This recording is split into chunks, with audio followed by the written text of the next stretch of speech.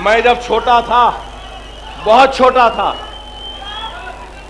सदर साहब को भी याद होगा, फख्र मिल्लत अलैहि रहमा अब्दुल वाहिद ओवैसी, अल्लाह उनकी खबर को नूर से भर दे, मुझसे पूछते थे अकबर आजम मुझसे पूछते थे अकबर आजम, अब आपका लश्कर गुजरात कब कूच करेगा? अल्हम्दुलिल्लाह, जब कमसिन था, बिल्कुल छोटा था, क्या बोलते हो मेरे हैदराबाद के गय्यूर मुसलमानों, कब चलना है गुजरात?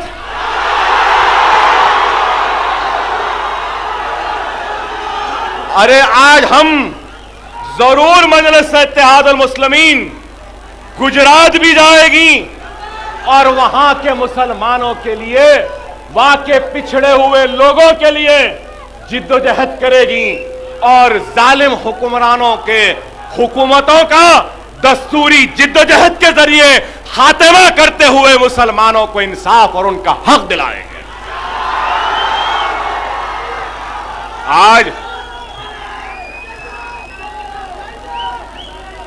आज हमको और आपको मुनज़्ज़म मुत्तहिद होना होगा।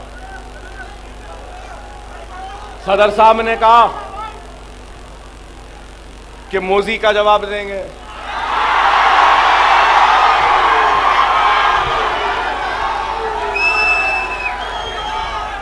अब क्या जवाब दूं?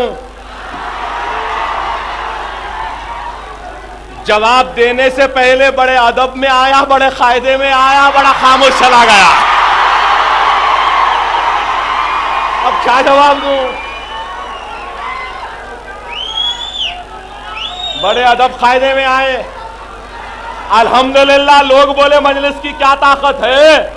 अरे दुनिया हिंदुस्तान में घूमता रहा, कहीं बुरखा बोला, कहीं फुला बोला, सब बोला, यहां पे कुछ नहीं बोले। क्यों? यहां के मुसलमानों की वजह से, मजलिस की वजह से, आपके इत्तेहाद की वजह से, हमारे जिंदा ईमान के खौफ का नतीजा है कि अदब में आए, बड़े कायदे से चले गए। अरे ये हमारी जमात की ताकत है, आपके इत्तेहाद की ताकत है। उनको मालूम बेअदब लोगों के साथ कैसा इस्तेकबाल करते, मालूम ये लोगों को। तस्लीमा नसरीन का कैसा अच्छा करे हम, हुआ। बेअदबों को अदब सिखाना हमारा काम है। और अगर आज आप पर, हमारी, आप पर, मुझ पर और हम सब पर बहुत बड़ी जिम्मेदारी है, बहुत बड़ी जिम्मेदारी है कि आपको, हमको मुनज़्ज़म होना होगा, मुत्तहिद होना होगा। मेरे प्यारे मुसलमानों, मैंने आप लोगों से कहा और पूछा कि कब जाना है गुजरात को, तो क्यों?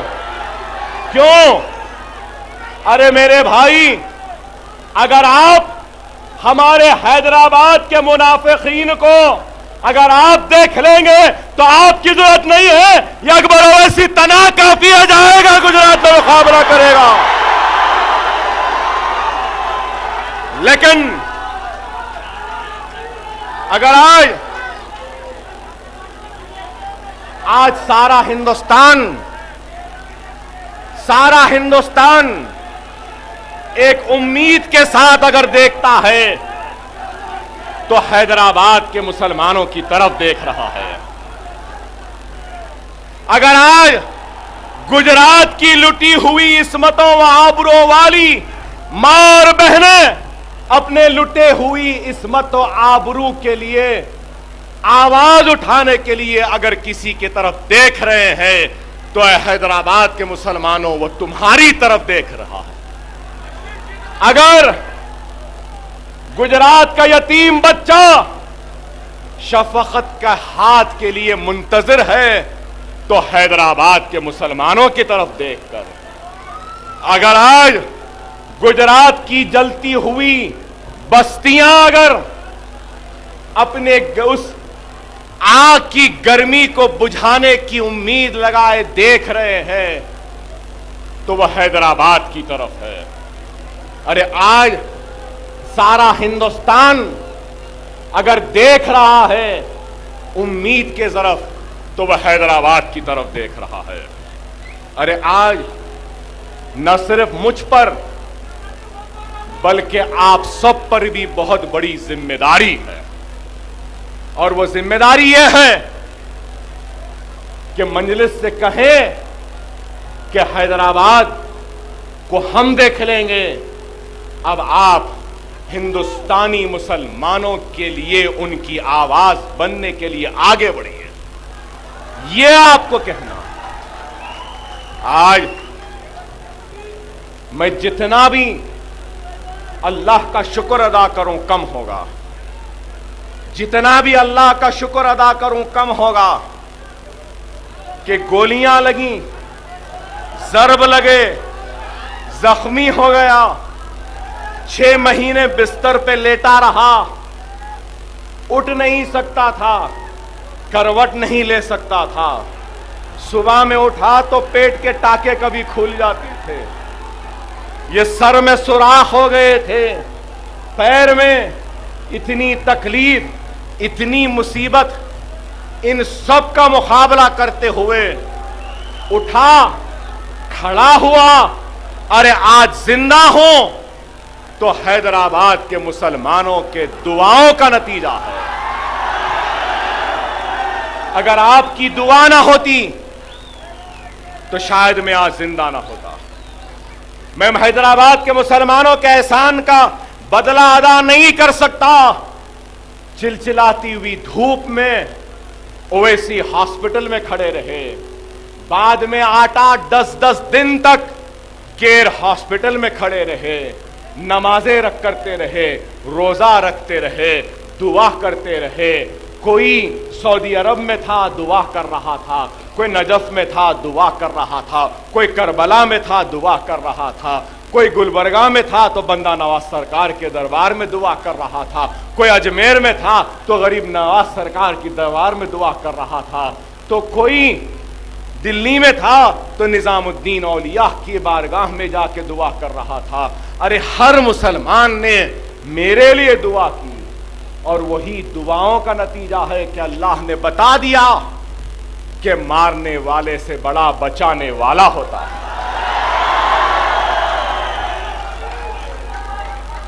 और जब दवाखाने में था तो लोग बोले अकबर ओवैसी जिंदा रह जाएंगे, लेकिन आवाज में वो दम नहीं रहेगा, वो ताकत नहीं रहेगी, वो क़ुव्वत नहीं रहेगी। अरे ये वही बोल सकता है जो अकबरुद्दीन ओवैसी की मौत की ख्वाहिश, वो हसरत रखता था, लेकिन जिसने अकबर ओवैसी की हयात के लिए दुआ की थी तो वो कैसे कमजोर पड़ता। लोग बोले आवाज कमजोर हो गई, आवाज कमजोर हुई भाई। गोलियां लगे, जरब, जख्म, 3 वक्त 4 वक्त पेट खुल गया। डॉक्टर बोले अकबर साहब और एक ऑपरेशन करना है। मैं डॉक्टरों को बोला अरे भाई कितने वक्त खोलेंगे डॉक्टर साहब आप? बोले नहीं अकबर साहब खोलना पड़ता। मैंने कहा ठीक है डॉक्टर साहब एक जिप लगा दो, अब चढ़ाओ उतारो, कितने बार खोलेंगे? लोग बोले कमजोर हो गए, कुछ नहीं होता। अरे आज मुझे याद आता है 99 के इंतखाबात में मैंने कहा था कि दुनिया देखेगी ये अकबर ओवैसी मजलिस इत्तेहादुल मुस्लिमीन की आवाज को हिंदुस्तान के कोने कोने तक पहुंचा देगा। बताओ आज पहुंची या नहीं पहुंची?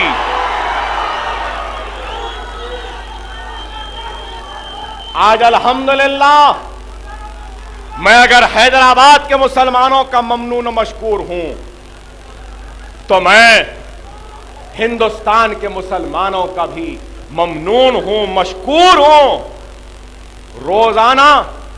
रोजाना मुझे करीब 800 या 1000 टेलीफोन आते हैं। कोई मध्य प्रदेश से, कोई राजस्थान से, कोई गुजरात से, कोई अहमदाबाद से, कोई मध्य प्रदेश से, कोई दिल्ली से। अरे कितना नाम कहूं।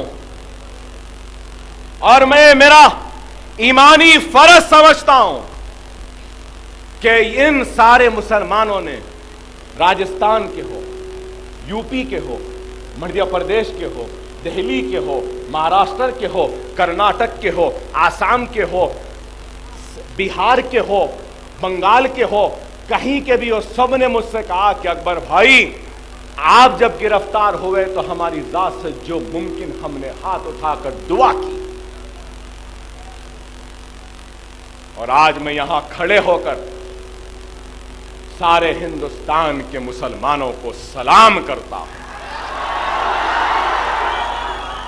ऐ यूपी और बिहार, मध्य प्रदेश और राजस्थान, महाराष्ट्र व कर्नाटक, वो सारे हिंदुस्तान के 25 करोड़ मुसलमानों, तुमको हैदराबाद के मुसलमानों का सलाम। इंशाअल्लाह ताला मजलिस इत्तेहादुल मुस्लिमीन उनके दर तक, उनके दरवाजे तक, उनके रियासत तक, उनके जिले तक, उनके शहर तक, उनके गांव तक, उनके कस्बे, उनके खरिया तक, उनके दरवाजे तक पहुंचेगी, दस्तक देगी और उनको कलमे की बुनियाद पे मुनज़्ज़म मुत्तहिद करेगी।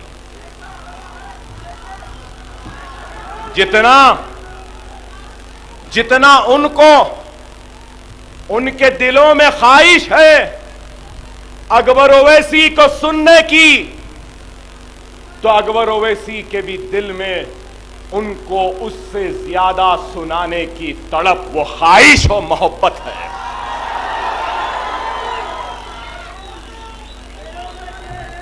आप इजाजत दे दें, सदर साहब इजाजत दे दें,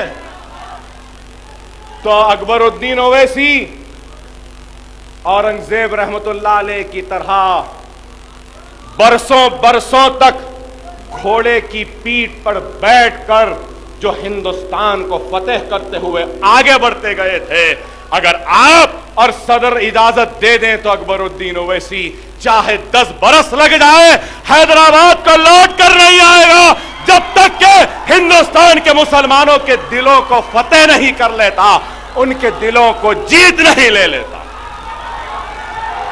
इंशाअल्लाह ताला हम एहसानमंद हैं हर मुसलमान का। मेरी आवाज इस हैदराबाद के जरिए, इंटरनेट के जरिए दुनिया के कोने कोने में जाएगी।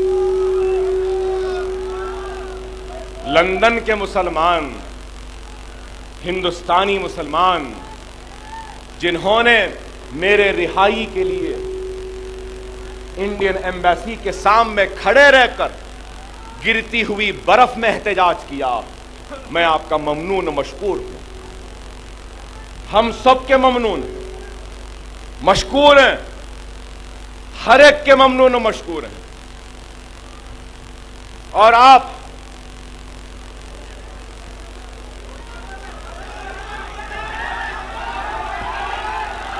सबसे यही दरख्वास्त करता हूं कि लंदन, अमेरिका, सारी दुनिया में जहां जहां पर भी हिंदुस्तानी मुसलमान हैं, उन सब का मैं शुक्रिया अदा करता हूं और उनको इस बात का यकीन दिलाता हूं कि मजलिस इत्तेहादुल मुस्लिमीन और अकबर ओवैसी आपके इस उम्मीद पे खरा उतरेगा, कामयाब उतरेगा और कभी आपको मायूस नहीं करेगा। आज अगर लोग समझ रहे हैं कि मुकदमात डाल देंगे, जेल में डाल देंगे तो मजलिस कमजोर हो जाएगी। अरे फख्र मिल्लत, सालार मिल्लत 14 मरतबा जेल गए तो अकबरुद्दीन ओवैसी क्या 40 दिन जेल में नहीं रह सकता?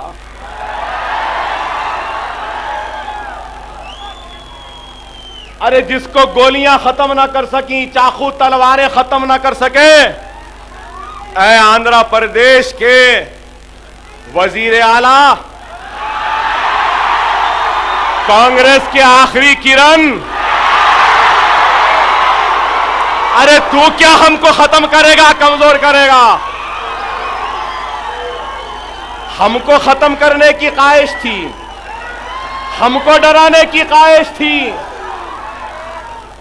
अब खुद का ये हाल हो गया, ना वहां का रहा ना यहां का रहा, ना इधर का ही रहा ना उधर का ही रहा, और फिर इधर बीच का भी नहीं रहा, कहीं का भी नहीं रहा। देखो अल्लाह के इंसाफ को, तुम हमको खत्म करने निकले थे, अल्लाह तुमको खत्म कर दिया। अरे आज मैं आपसे कहूंगा कि हैदराबाद के मुसलमानों, अगर कल को अकबरुद्दीन ओवैसी मर भी जाए तो तुम अपने जोश और जज्बे में कभी कमी नहीं लाना।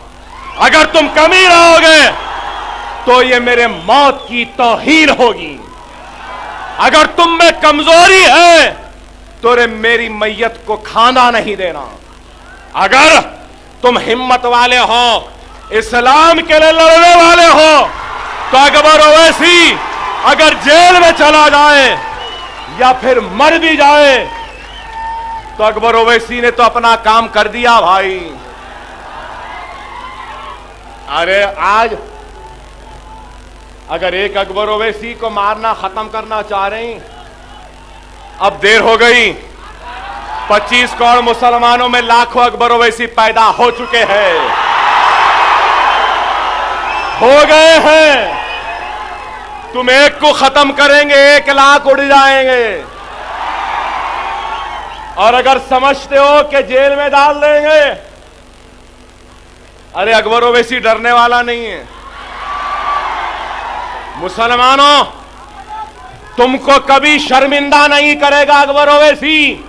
अगर फांसी पर, सूली पर, तख्तेदार पर भी लटकना पड़ेगा तो लटक जाएगा। मुस्कुराते हुए लटकने के बाद भी ये गर्दन झुकी हुई नहीं रहेगी, क्योंकि ये सर आपकी इज्जत की निशानी बन चुका है। यह सर आपके इत्तेहाद की ताकत है। यह सर सिर्फ बारगाह रब्बुल इज्जत में झुकता रहा है और बारगाह रब्बुल इज्जत में ही झुकता रहेगा और फरियाद करेगा, मांगेगा तो अल्लाह से ही मांगेगा।